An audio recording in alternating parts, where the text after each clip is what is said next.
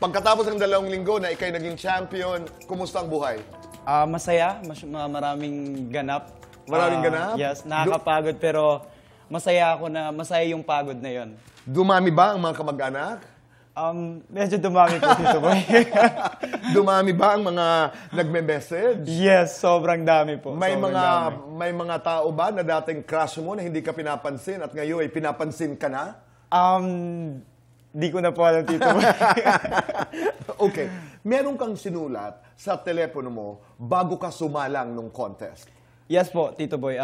Yun yung sulat ko nung June 10. Yung, At ang sabi mo ay, kiniklaim ko talaga na mananalo ako. eksakto, Yeah. ano yung words? Ako yung tatanghaling Grand Champion ng The Class 2025. Paano mo ginawa yun? How did you get that idea? At paano mo dinikitan yung statement na yun? Bigla na lang po nagsing sa utak ko na parang, like, kung ano to, kailangan kong wala naman akong dapat patunayan, pero para sa nanay ko, gusto ko siya makita. Pero how did you know that that was manifesting? How did you know that that was a power declaration? Clinic-claim mo talaga.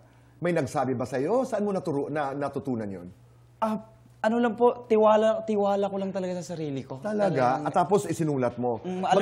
Magandang leksyon ito sa maraming nanonood sa atin. Yes, It doesn't have to be a contest. Pwedeng exams. Halimbawa, bar exams na kasalukuyan ay ginaganap.